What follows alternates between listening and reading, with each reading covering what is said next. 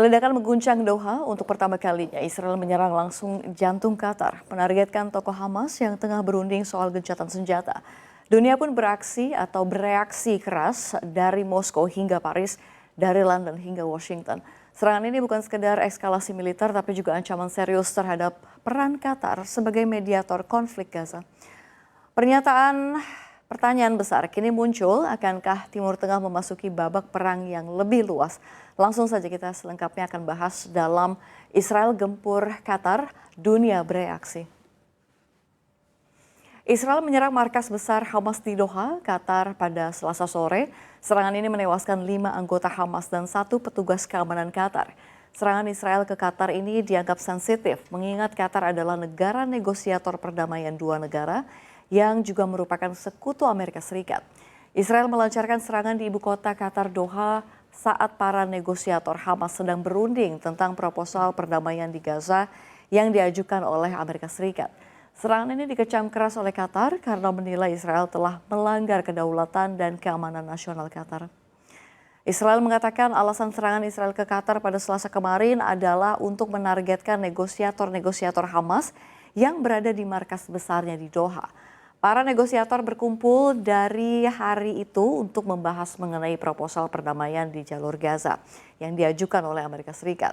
Dikutip dari Al Jazeera, dari serangan itu Israel menewaskan 5 anggota Hamas, namun Hamas mengklaim jika negosiator utama adalah Amerika Serikat atau dari mereka selamat.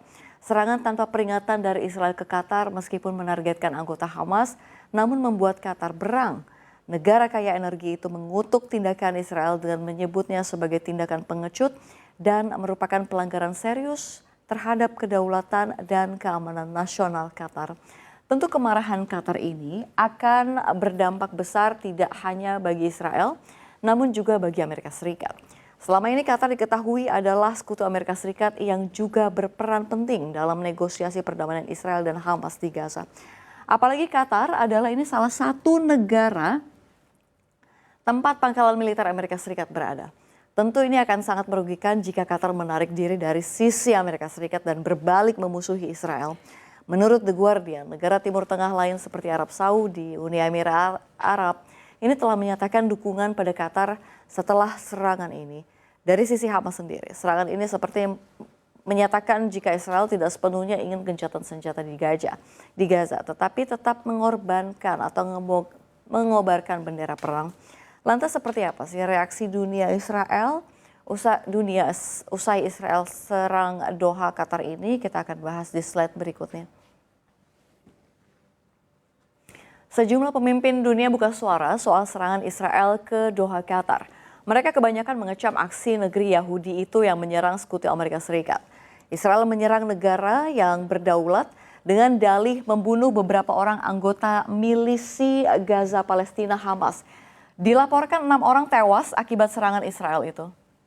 Banyak negara dan lembaga dunia bereaksi atas serangan ini. Sekretaris Jenderal PBB Antonio Guterres menyebut serangan udara itu sebagai pelanggaran mencolok terhadap kedaulatan dan integritas wilayah Qatar. Guterres menambahkan bahwa semua pihak dalam perang Gaza harus bekerja untuk mencapai gencatan senjata permanen daripada menghancurkan prospek perdamaian. Selanjutnya juga ada Arab Saudi. Ini Kementerian Luar Negeri ini mengatakan Arab Saudi, kita lihat Arab Saudi ini menewaskan, ini kalau kita lihat ya, ngecam keras agresi brutal Israel. Ini juga dianggap sebagai pelanggaran mencolok terhadap kedaulatan negara Qatar. Arab Saudi menambahkan bahwa negeri itu memberikan solidaritas penuhnya ke Qatar. Arab Saudi memperingatkan konsekuensi mengerikan yang diakibatkan oleh kegigihan penduduk Israel dalam pelanggaran kriminalnya dan pelanggaran terang-terangan terhadap prinsip-prinsip hukum internasional dan semua norma internasional. Lalu juga kalau kita lihat ada Turki, ini kalau kita lihat ya ada Turki. Turki ini mengutuk serangan Israel di Qatar dengan mengatakan hal itu menunjukkan Israel tidak tertarik pada perjanjian untuk mengakhiri perang di Gaza. Kementerian mengatakan penargetan delegasi perundingan Hamas saat pembicaraan gencatan senjata terus berlanjut. Ini menunjukkan bahwa Israel tidak bertujuan untuk mencapai perdamaian, melainkan melanjutkan perang. Situasi ini menjadi bukti nyata bahwa Israel telah mengadopsi politik ekspansionis ya di kawasan dan juga terorisme sebagai kebijakan negara. Lalu ada Uni Emirat Arab. Ini kalau misalkan kita lihat mengecam keras untuk agresi brutal Israel begitu ya, menyuarakan dukungan untuk Doha. Negara itu mengutuk Israel dan menyebut operasinya sebagai serangan berbahaya Israel. Lalu juga kalau kita lihat ada Kuwait ya pemirsa. Ada Kuwait yang mengeluarkan pernyataan melalui Kementerian Luar Negerinya dan kalau kita lihat negara itu mengutuk keras apa yang menggambarkan sebagai agresi brutal Israel ke Qatar. Lalu ada Kementerian Luar Negeri dari ekspatriat Yordania. Ini kalau kita lihat karena untuk mengutuk pengeboman Israel sebagai pelanggaran mencolok terhadap hukum internasional dan juga piagam PBB. Negeri itu menyebut sebagai serangan terang-terangan terhadap kedaulatan dan keamanan Qatar. Lalu Sekretaris Pers Gedung Putih ini Caroline Leavitt ya. Ini kalau kita lihat ya, ini mengatakan kepada wartawan bahwa pemerintahan Trump ini diberitahu oleh militer Amerika Serikat bahwa Israel menyerang Hamas. Namun ini sangat disayangkan juga karena berlokasi di salah satu bagian Doha, ibu kota Qatar. Kita baca sekali lagi. Ini kalau kita lihat dari Antonio Guterres, Sekretaris Jenderal PBB, ini sungguh merupakan pelanggaran yang mencolok. Lalu misalkan kita lihat dari Turki, penargetan delegasi Hamas saat pembicaraan gencatan senjata ini menunjukkan Israel tidak berniat damai tapi untuk melanjutkan perang. Lalu juga ada Uni Emirat Arab, ini merupakan serangan berbahaya Israel. Lalu juga kalau kita lihat Kementerian Arab Saudi, kita lihat ini mengutuk untuk mengecap keras agresi brutal. Lalu ada Caroline Leavitt dari Sekretaris Pers Gedung Putih. Pengeboman sepihak Qatar ini merupakan sekutu dekat Amerika Serikat yang berusaha atau berupaya menengahi perdamaian, tidak memajukan tujuan Israel atau Amerika. Gak hanya negara-negara ini Iran juga menggambarkan ya, serangan itu sebagai pelanggaran berat. Lalu ada Irak, Palestina, Houthi, Yaman, ini Maladewa, Inggris Raya, Prancis, Pakistan, Hamas, Libanon, dan masih banyak lagi mengecam aksi serangan tersebut. Lantas dengan adanya serangan ini, berapa ya kira-kira kerugian yang dialami oleh Qatar? Kita akan bahas di slide berikutnya. Dengan posisinya sebagai pengekspor energi global, stabilitas Qatar berimplikasi langsung pada pasar energi internasional. Cadangan gas alamnya masuk 3 besar global dan ekspor LNG menjadikan Doha pemain utama dalam pasokan energi ke Asia dan Eropa. Pada 2023, ekspor kategori energi yang mencakup gas, minyak, dan produk distilasi mencapai 84,6 miliar US dollar atau 87% ini dari total ekspor. Ketika kota ini diguncang serangan, pasar global otomatis khawatir. Bagaimana jika infrastruktur vital ikut terdampak? Di luar LNG, ini ada minyak mentah masih menjadi sumber pendapatan yang signifikan sekali ya. Ini produksinya sekitar 1,32 juta barrel per hari pada 2023. Walau porsinya lebih kecil, ini dibandingkan gas minyak tetap menjaga diversifikasi portofolio energi Qatar dan memastikan aliran devisa dari Asia Timur. Qatar juga menaruh investasi serius pada hilirisasi gas yang melimpah diolah menjadi plastik dengan nilai ekspor mencapai 2,76 miliar US dollar pada tahun 2023. Dan kalau kita lihat, plastik ini banyak masuk ke pasar Asia, menopang industri manufaktur di China hingga India. Dari gas pula lahir pupuk di urea begitu ya dan amonia senilai 1,85 miliar US dollar yang menjadikan Qatar pemasok penting bagi negara-negara agraris seperti India dan beberapa negara Afrika. Dengan harga pangan yang kerap bergejolak, peran pupuk Qatar tidak bisa diremehkan. Sektor aluminium pun tumbuh menjadi salah satu andalan.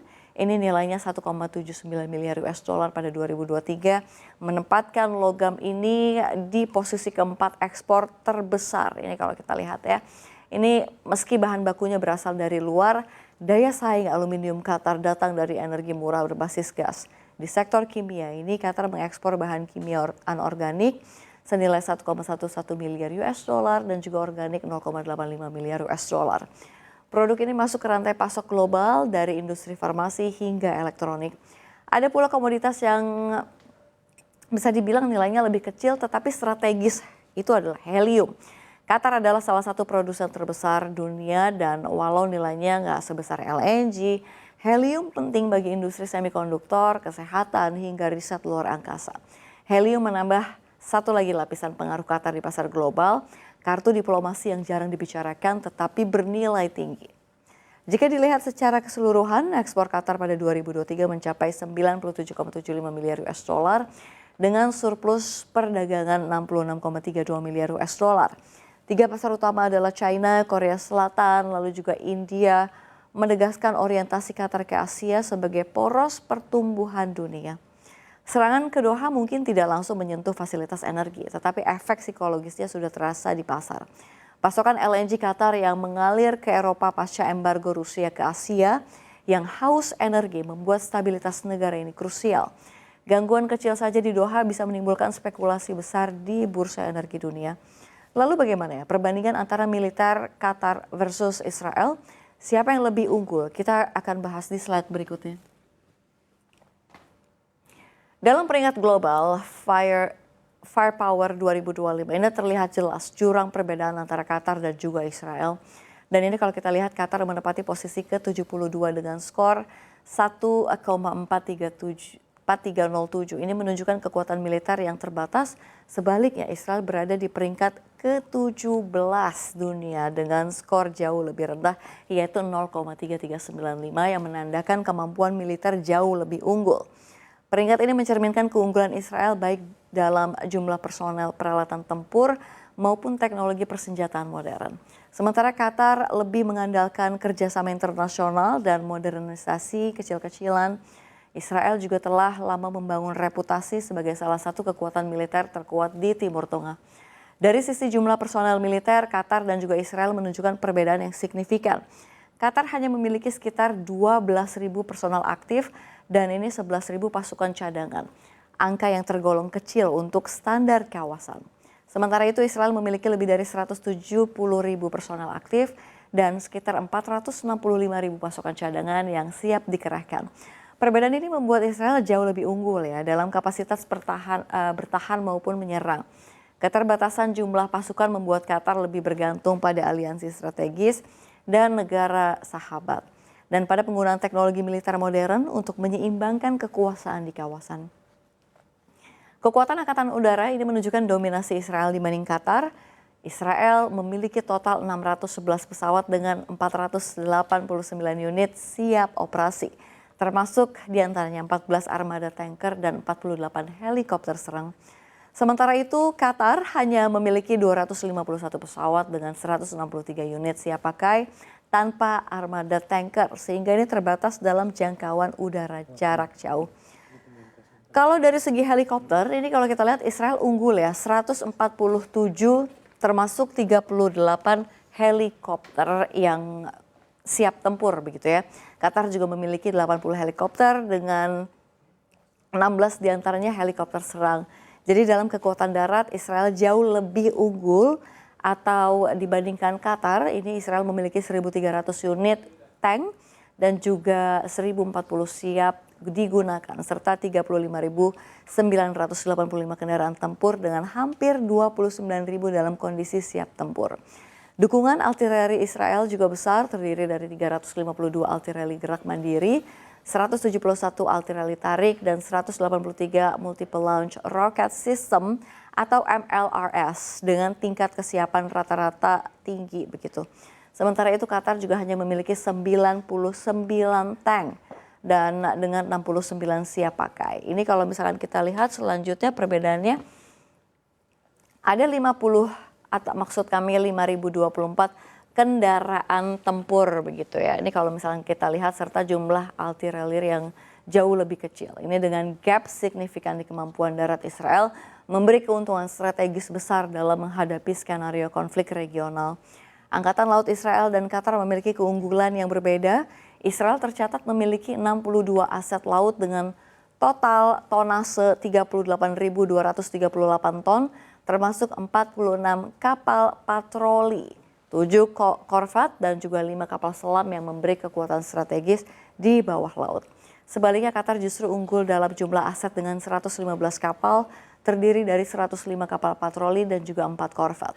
Namun Qatar tidak memiliki kapal selam maupun armada besar yang mampu meningkatkan daya tempuh jarak jauh.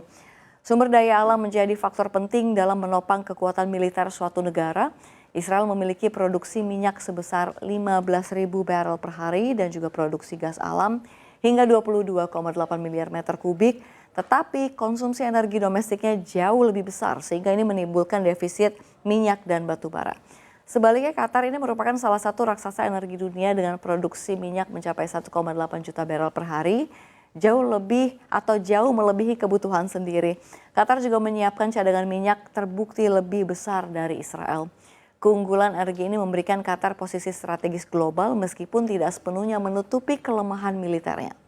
Dan serangan Israel ke jantung Qatar ya, ini pemirsa bukan hanya memicu kemarahan dunia, tapi juga menguji ulang peta kekuatan dan diplomasi di Timur Tengah. Qatar boleh jadi punya cadangan energi raksasa yang mengguncang pasar global. Namun di medan militer jelas kalah jauh dibandingkan Israel. Kini semua mata tertuju pada satu pertanyaan, apakah insiden Doha akan menjadi percikan kecil atau justru api besar yang menyeret kawasan menuju perang yang lebih luas?